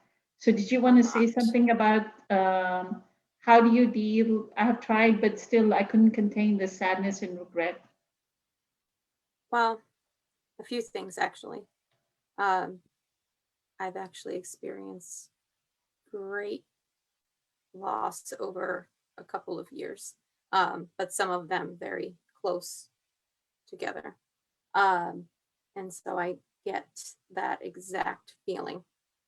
And in those times, still being unconscious and not have started on this path, um, they led to some really dark places and some places of not feeling like I could even get out of that sense of grieving and loss. Like that that's who I was, I guess. That was the best way to explain it at the moment. Um, but since going through all of this that I have, um, I've learned that it's okay to have that sadness and that grief. Um, Not so much because um, because I feel like I've lost something. It's not that. When I first hear of something, and we just had a loss a couple of weeks ago, my father-in-law, um, and it wasn't so much that I didn't have a reaction or great sadness. I mean, I did, but then it's like after the time of being able to um, accept that present moment as it's, it's happening, and knowing with all my being that um, that isn't the end, um, gives me great peace. And I remember the first funeral that I attended right after, um, I don't even know what you want to call it, what I went through to get to this point. I remember the first funeral that I attended. It was for my friend, so young. And I remember it was the first time that I'd like walked up at a viewing and been able to like stand, like to even just be able to keep myself upright. Because before that, it was always like I couldn't even function. Because like their life's over, my life's over. um, and I remember walking up and smiling and thinking, this form is resting now, but you're still here. You're still with me. Um, and things happen, um, you know, that is their soul speaking to yours, I guess is how I would say it. So things still happen to this day. Something will happen and I'll be like, oh, that's her again. um, but, and since then, it's just different. That doesn't mean that I don't get sad or I don't grieve. I do. Um, but I sit with it. Like I let that be my present moment at that moment. I don't fight it. I don't try and push it away. I don't judge myself for feeling that way, um, at least not for too long. I get better each time, but in the beginning, it'd be like, shouldn't I be better at dealing with this than I am right now? Um, but no, I just, no judgment, no expectations, no striving to be better, no um, trying to block it out or stuff it down, like none of that. I'm just letting it be. And it's okay. It really is. No, I wouldn't judge your past or your present moment, neither one of them. And I feel like that's kind of what she's saying. She's regretting not spending time with them more when they were here. Or she's regretting how she's behaving now as she's processing. How is she going to better do it in the future? All of those things are not just being here now. Beautiful. Thank you, Eileen. And the most tragic experience of your life is the reason why you are here right now, because that experience led you to. I am forever grateful. I'm telling you. And it will sound really crazy to people who don't like understand it yet. That, well, how could you be grateful for being The loss. suicidal? They don't know even like the where that whole loss ended up with. I'm Mhm. grateful for all of it, because if not, I wouldn't be here where I am. Thank So. you. Beautiful. So that's the offering, that you can just be grateful for the experience and not take it as something that you should hold guilt for, right? Because that physical form turned into non-physical, and in our stillness, we can always experience them. You'll have like a bird or a butterfly, something happens, right? That shows their presence. You'll hear the music that they loved suddenly, right? You'll walk into a restaurant and it'll be playing the music that that person loved. So that shows that they are present, right? So And I love that my daughter gets to experience it also, because it was her teacher, but her teacher was my friend. And we kind of went through that whole yes. process together.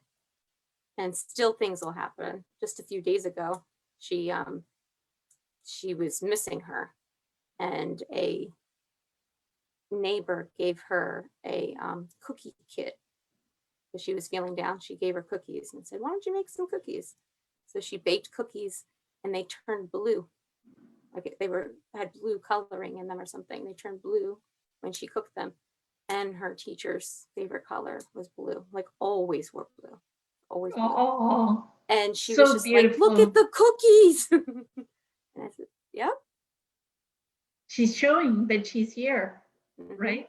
With her. So beautiful. Thank you. Thank you so much. Grateful for your contribution, Eileen, if in case you leave. Thank you. Caesar, did you want to talk about the loss of a loved one? How to deal with the loss of a loved one? I will piggyback off of what Eileen just said. Gratitude, yeah, for the craziest things, the most hurtful things that happen to us in our life provides us the best lessons. And again, that sounds crazy. I lost my mother, my father, and both my brothers within 18 months. And it was just a shock after shock after shock. That actually forced me to read the book just because it was there, The Power of Now. And I got one word for you: acceptance. As far as the regret goes, what is the way through that, on how to take away the regret and pain? Pure acceptance, forgiveness, surrender. It's all the same things, it's just how you apply it.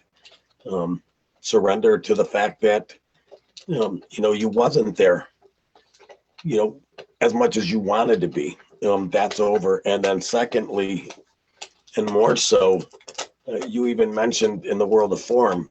So let's touch on that, in that your friend is 100% with us. They're just not in the world of form. They just return to the unmanifested, the world of the formless. They still are everything they always were, will be, in your presence. In order to feel or recognize this, you have to maintain high vibrational frequency, that of gratitude. As Eileen was saying, they will never lower their frequency. They only have one, and that's of joy, gratitude, love, peace. The highest vibrational frequency obtained is that. So when you are in that state through presence and gratitude, it has your best opportunities to be aware of the little signs and stuff. So just know that they are, your friend is always with you. Your friends are always with you. It is, the initial shock. I don't care how present and conscious we are, when we lose somebody, there is an initial shock and it will affect us. It does me still to the day. But it's very brief, so in turn, it depends on how long it takes you to come to the conclusion that you have to accept this because you cannot change it. And having said that, some people it takes, days, months, others it takes years. Some people, they never get over, a tragedy like that. But in essence, there was a message there for you, a gift, so to speak. Everything happens for a reason. Life didn't happen to you, it happened for you. And again, if you can extract a lesson out of this, and it could be to teach you acceptance, that is the most beautifulest gift you could ever possibly receive. It was through the deaths of my almost entire family that I realized that was, one of the greatest things that's ever happened in my life, not in a cold way. But it brought me to this point that I learned to accept things. But I also knew at a young age that life, quote unquote, dying is just as much a part of life as living.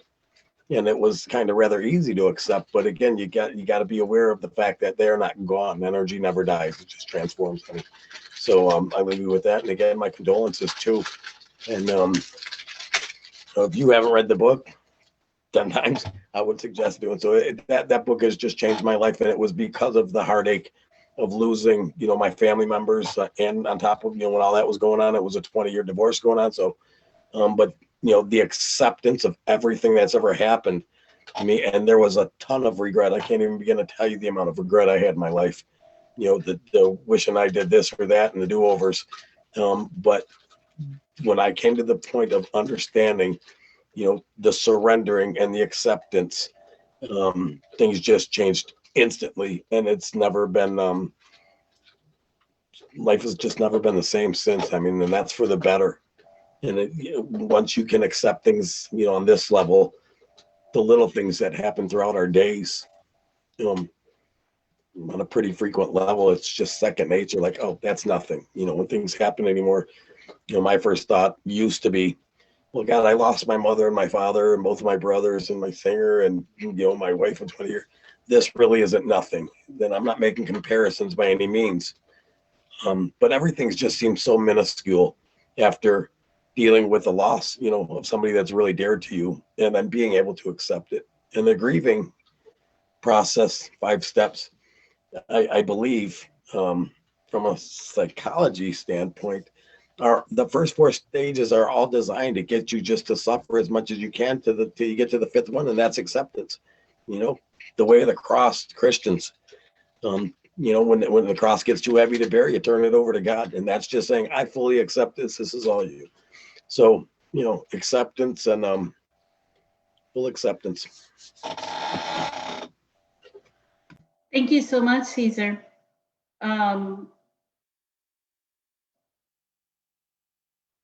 That's amazing that you talked about acceptance and actually experiencing the pain. Experience your pain, your grief. Like it has been not even a week, right? A few days back.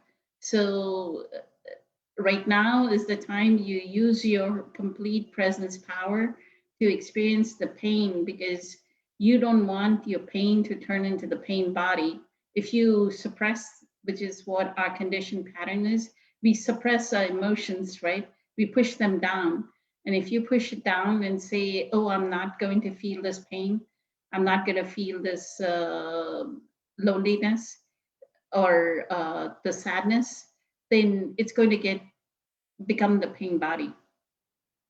When you said about the cross, I think it's in the talk that Eckhart had about, it may be that the talk is titled Imitation of the Christ, Imitation, Thomas R. Kempis's book called Imitation of Christ, which is like, imitation is not to imitate, but to be a mirror of Christ, right?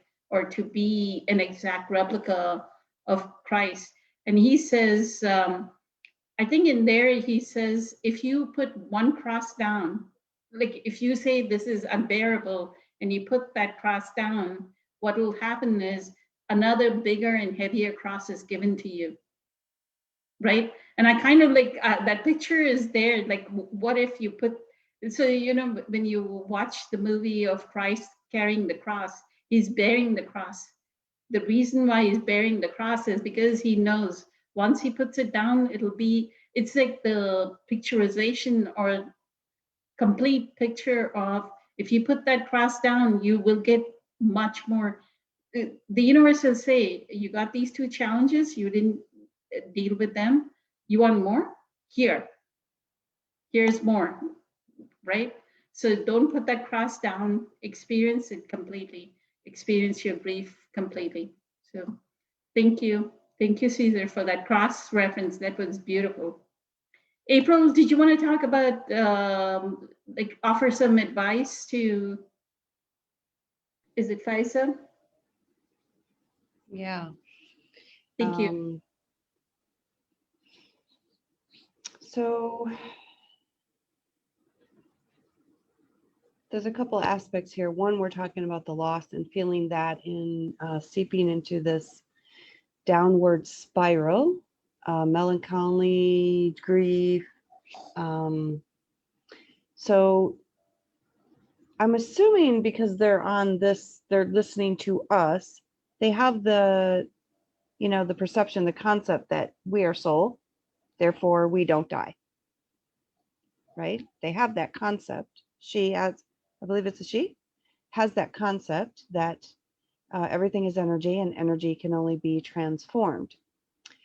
So one of the keys, I think, here's the regret. And when this, my initial thought when this came up is, why did they not spend a lot of time with them? And for me in my personal life, there are some people very close to me that I don't see a lot. Namely, and I can't say this enough without meaning it enough, I have the utmost respect for my father, but I don't see him. And there's a reason.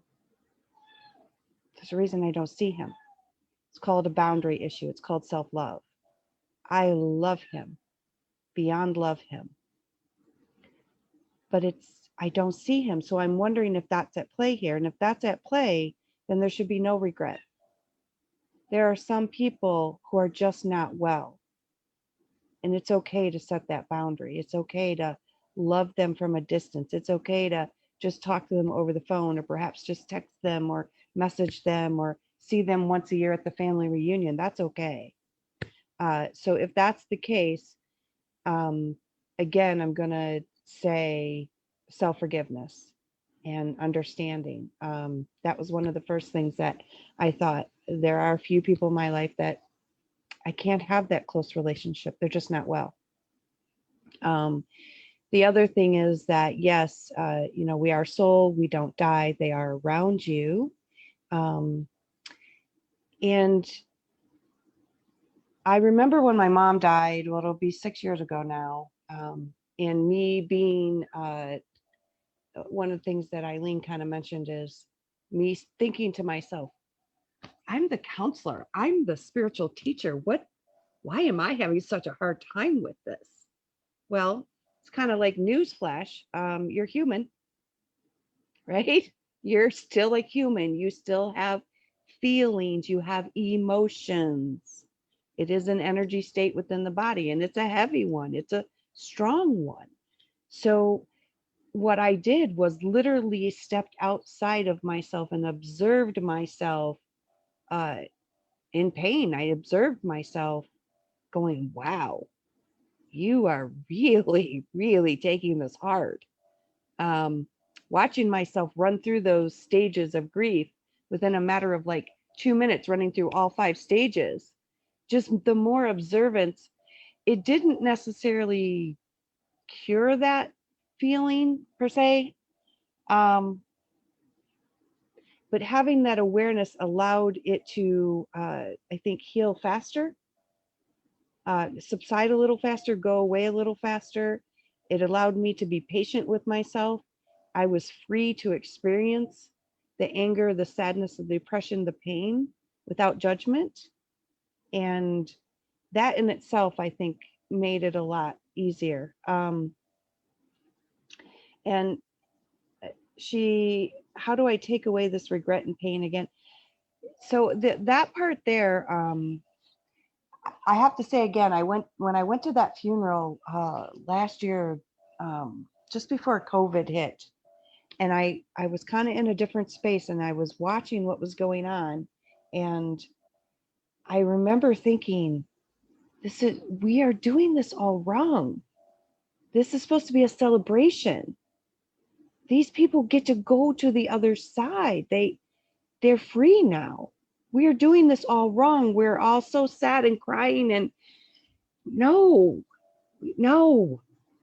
But in that, knowing the more that you get into this work, and the more you're in the spiritual realm, and the more that you practice acceptance, the more that you realize it was their time, period. End of story. There was no miracle cure. There was no fabulous surgery. It was their time, period. And therefore, when deaths come, it's not that I don't feel sad. It's that I accept, well, it was their time. I can run through all the human, projections, and, well, if the doctor would have done so and so, and if this, that doesn't matter. Literally doesn't matter. So the more you can practice acceptance that it is their time, and then that helps too. I think that puts me in a space of, I'm already in the space of acceptance now, because I know that no one goes before their time. Right? So those are some of my thoughts. And then certainly don't have regret, because again, the relationship you had is the relationship you had. There was a reason for it, and it is that way. And let's say my mother used to always tell me that I was a bad daughter because I didn't come around a lot. and maybe that's a lesson. Maybe I was a bad daughter. Maybe I did need to visit more. So that in itself could be the lesson, right? Mind you, my mother made it to where her funeral was on April Fool's Day. What's my name? April. I hate that day. So who got the last laugh, right?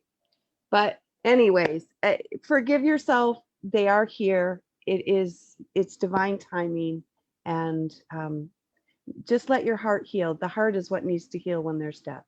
You can do that.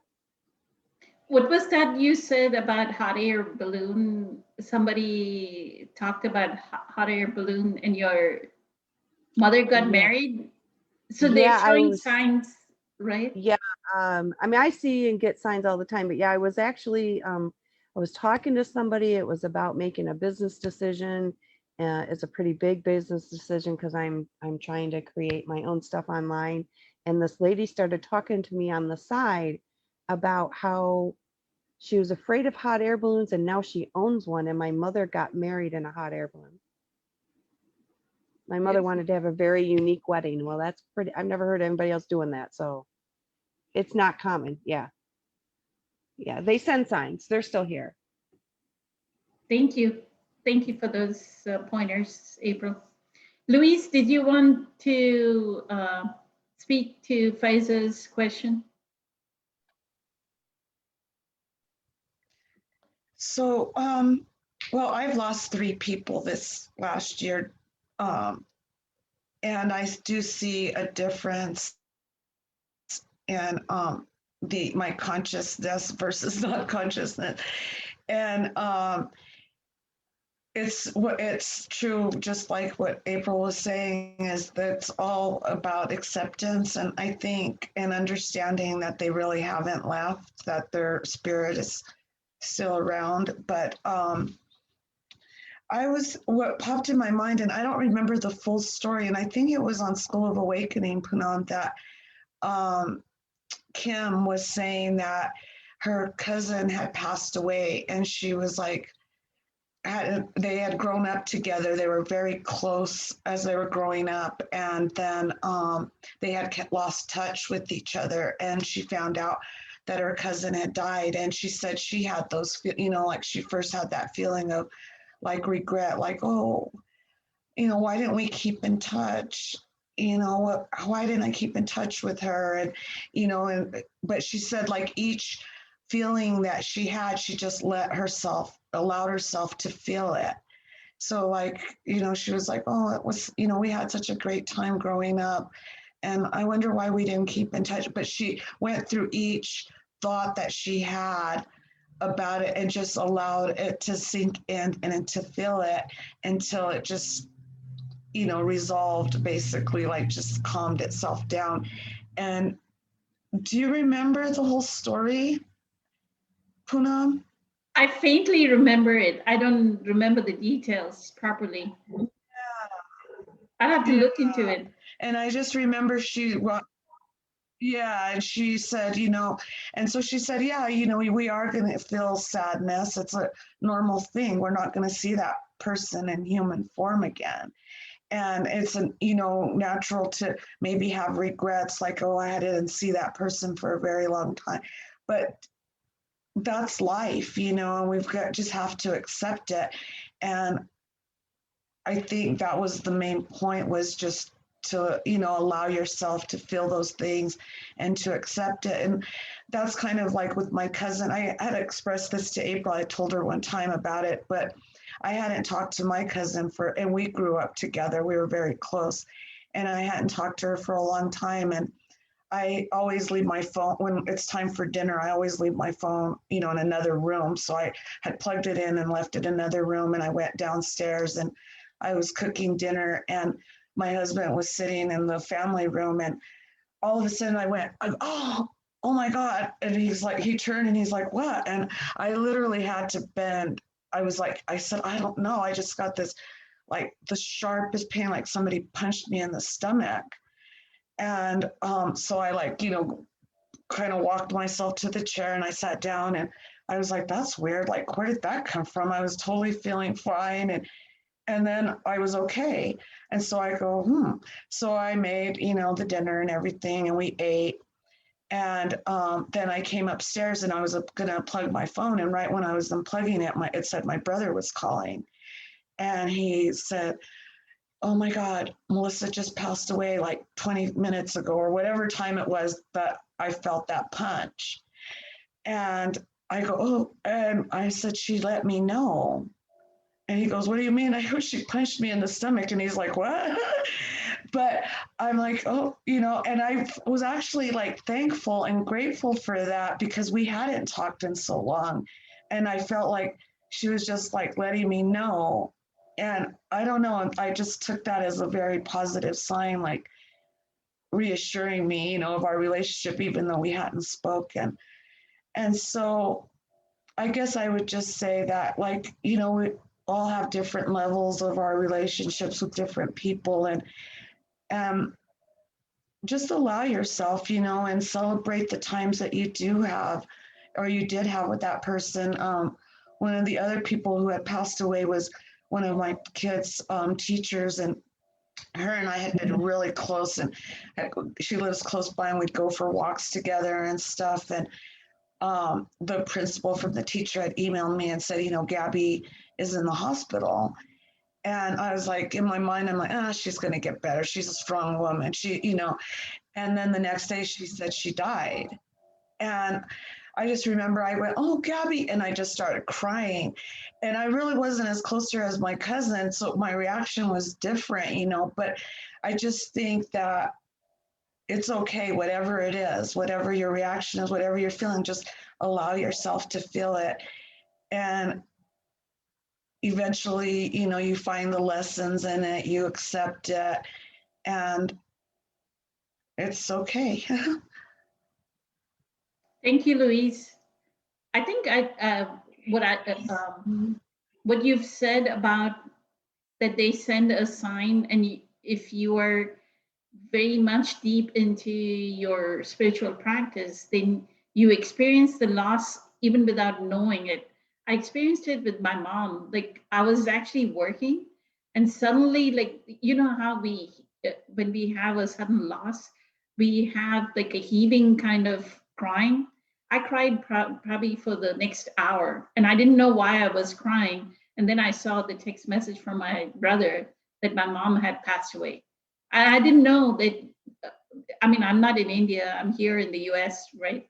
So I'm not going to know that she passed away. So it's that distance connection as well, that she's passing away somewhere in a different part of the world, but I can feel the heaving, you know, like the whole body heaving kind of like, and crying, like solid, like a good cry, right? But I knew it's because she was quantum entanglement. Caesar says, yes, we are that entanglement, Indra's net, right? We are all interconnected at the non-physical level. So I'll let Kelly wrap up. I know they're beautiful questions from Perry, but we'll take it next week. If you want to answer Summer's question real quick, Kelly, and then you can speak to Faiza's loss of 2 loved ones. Thank you. Thank you, Poonam. Thank you. Well said, everyone. By the way, it's been wonderful listening to you all express yourselves and your personal experiences. I'll just quickly answer Summer's question or touch on it, because is there gravity? Yes and no. Depends on which dimension you're operating in. Third dimensional reality, yeah. Physical reality, yeah. When you get into the energetic realities of vibration and frequency, things are very different. And that's as far as I'm going to go on that, because you're going to go straight into like quantum entanglements, quantum physics, mechanics, the whole ball of wax. But when you get into vibration and frequency, things are very, very different. Gravity is an expression of a specific parameter of vibration and frequency. And I'll just, again, I said I was going to leave it there, so I'm just going to put it down. Thank you. That's the answer to Summer's question. Yes. And Faiza's question. Faiza's question, everyone's really addressed this beautifully. The main thing that I would add is to not resist feeling, to let yourself feel whatever you need to feel, to be in the space of wherever you need to be. Louise, Poonam, you both shared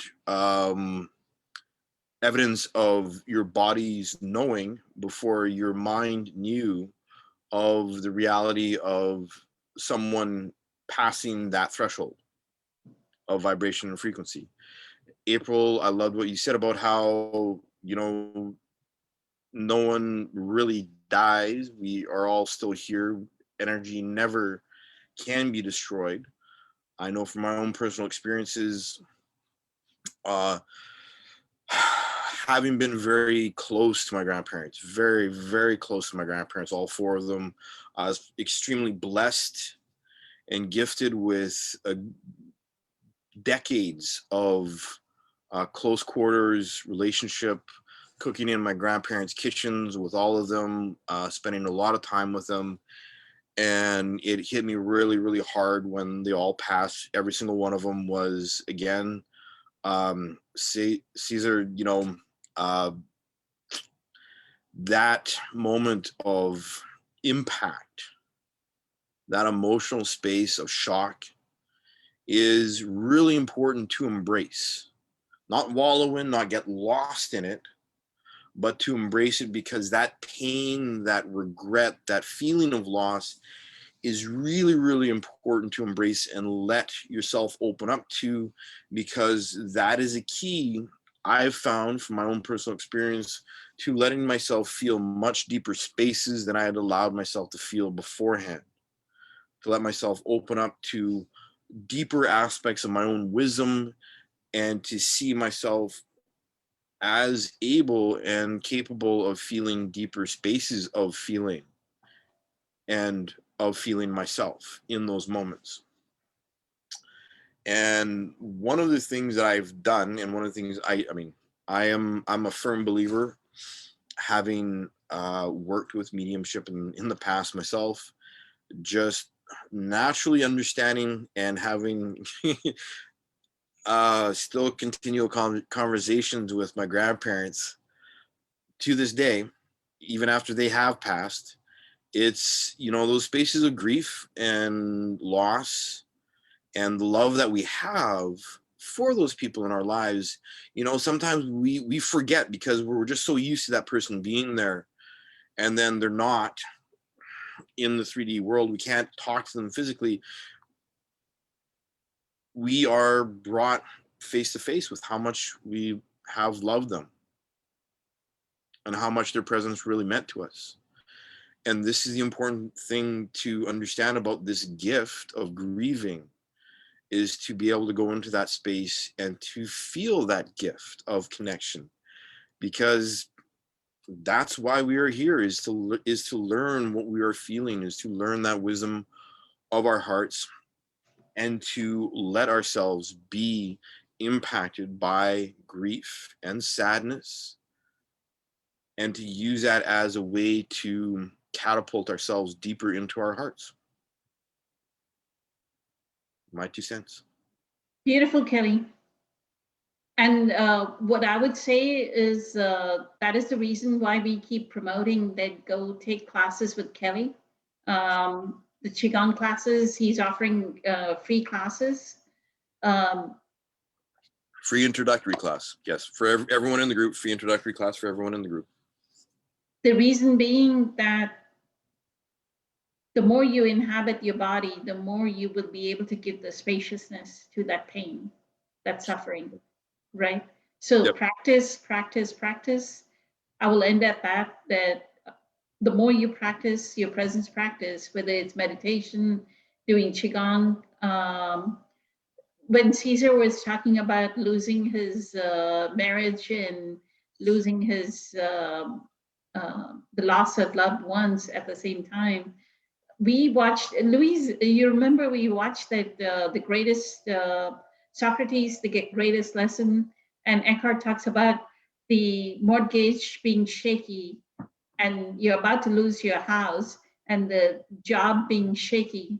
So Caesar is exactly like giving a practical example of theoretically what Eckhart was saying, right? That's how do you enroll in the class? I think you email him, Caesar. Yep. And his email should be in the email chain that I invite all of you on. So if you do reply all on that, you may be able to see his email. But exactly what Eckhart talked about in that talk, right? The Socrates, the greatest lesson, the human being, Caesar is showing exactly that exemplary situation, life situation, that your marriage, the mortgage, the job, then the loss of a loved one. But where is the suffering? The suffering is in the thought, I should not lose this job, or I should not lose this marriage. The moment you can disidentify from your mind that these people should not have passed away, as April said, you will end your suffering. The suffering lies in the thought that these people passed away and I couldn't spend time with them. Your soul contract with them was that you don't spend time with them. Because Right? I think people confuse acceptance with I like it. Yes. Acceptance does not mean you like it. Right? That's where I think they get it confused. Acceptance is acceptance. It is what it is. That does not mean that you like it or that you want it. Right? But you surrendered to it, that it is the inevitability of the present moment, that I did not spend time with them. And that is how this lifetime, that was my soul contract with those two souls, that I was not supposed to spend time. Like I was not supposed to go to India to watch my mom's funeral, right? It wouldn't have happened, because by the time I got on a flight and everything in India, they cremate the body within 4 hours of a person passing away. So there is no way from the US I would have made it for her funeral. right? So that is what is the inevitability of the present moment. The moment we have that degree of presence power to know how inevitable that was, peace, peace that passes all understanding. And with that, I will end today's. It's been like an incredibly amazing session today. I mean, the wisdom was like pouring out from everyone. So I am honored. It's like an honor and a privilege. So deeply humbled. Many blessings. Have a fantastic day, everyone, and everyone out there. I know Terry has a fantastic question which we pose next week. Okay, we'll start off with a question. Thank you. Have a good night. Have a wonderful day. Bye. Much love.